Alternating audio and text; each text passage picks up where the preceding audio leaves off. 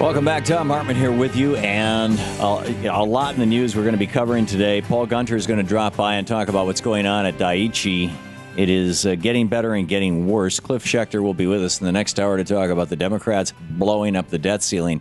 But a story that we've been following since we were one of the very first media outlets to break it, the theft of the election in Alabama in 2002, the Karl Rove then-inspired prosecution of the previous Democratic governor who was running for re-election, Don Siegelman, and the ongoing saga right to this day of a prosecutor still in place, has not been replaced by Obama, the wife of Karl Rove's best friend, who has been hounding this guy. I will stop and let you hear it in his own words.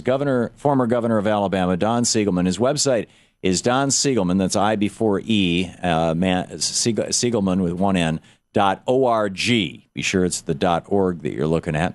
And Governor Siegelman, welcome back to our program. Well, thank you, Tom. And you know, we can forget for a moment about the Karl Rove Bush Republican-inspired prosecution, and we can forget about the Abramoff-Scanlon economic interests that were being protected by the prosecution. They were representing the Cusata Indians, protecting the Indian casinos, while I was trying to establish an education lottery so our kids could go to college for free.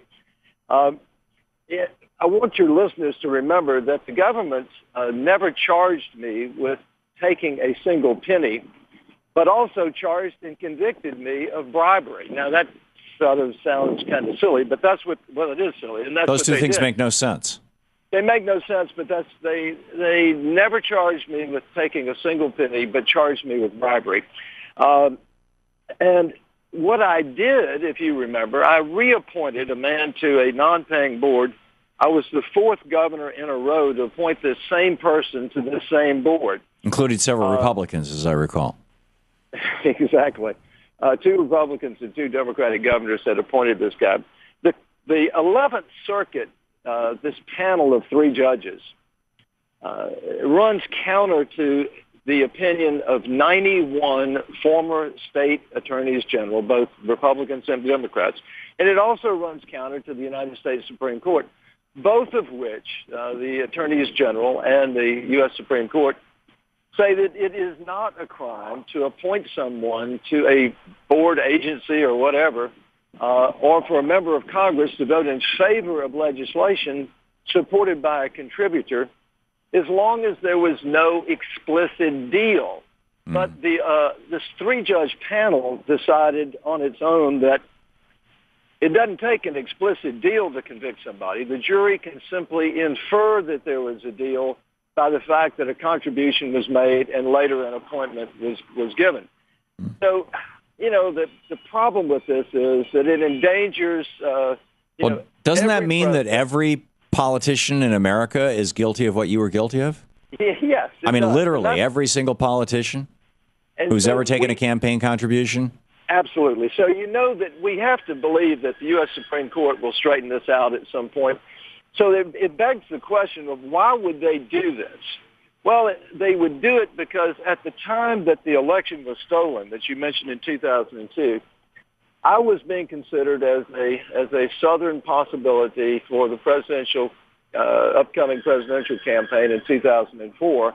I was looking at running in Southern Democratic primaries while the national frontrunner, Gray Davis from California, was getting all of the media, and Gray and I were talking, and he was a friend. And it's interesting to note that the common thread between Gray Davis being taken down and Siegelman being taken down was a guy named Grover Norquist, who is Karl Rove's also his running buddy and one of his best friends from college.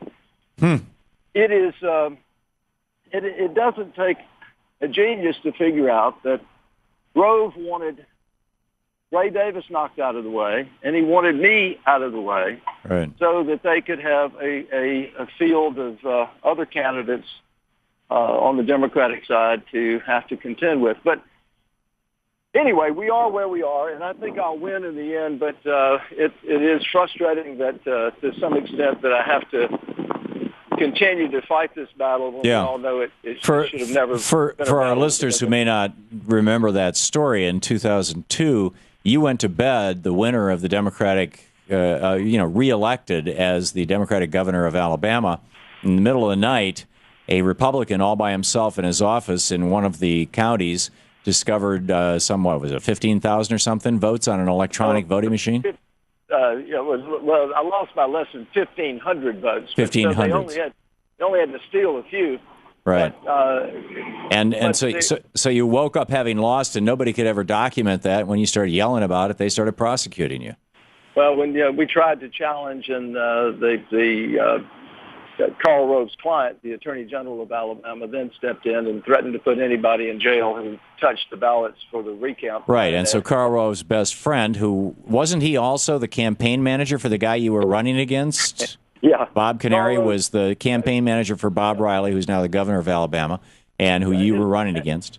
And his wife was my prosecutor. So and his wife was your prosecutor, Karl Rove's best friend. His Karl Rove's client is investigating. His Karl Rove's best friend's wife was prosecuting. And they had also Abramoff, and Tom DeLay's employee was the one who took credit for stealing the votes that night. So we have a interesting story. If I can ever slow down long enough to get it told, oh man, you need to, Don. If I know your schedule's nuts. You need to get a good ghostwriter on this thing, or a helper. Available? I'm not available, but I've got a great agent that I would be honored to connect you with. I think you've got a hell of a story here. All right. God bless you for calling, Tom. Thank you. Much. Don, stick around. We still have 2-3 minutes. I want to just ask. I wanted to ask you what. If people go over to donsiegelman.org and contribute to your defense fund and to what you're doing, what's your next step? How are you helping? What can we all do to help you out now? What can we do to help bring down this Rove machine? Seems to me like you're the key to busting up Karl Rove. Well, we had always hoped that Congress would pursue its contempt charge against Karl Rove, but then somehow or another, the White House got involved, and they let Rove off the hook, and they didn't require him to testify under oath. But we've got to hold these people accountable. If they can prosecute me for something that's a non-crime, that 91 former state attorneys general say is not a crime, then they can do this to anybody in the country. And unless we correct it, these Karl Rove wannabes are going to be doing the same thing to other people, maybe on a local level, maybe on a regional level, or maybe on a presidential level. Right. So we need to get it straightened out for the security of our democracy, as well as for my own freedom. So I would appreciate your listeners taking a look, your viewers taking a look at my website. If you can contribute to help me with my legal defense,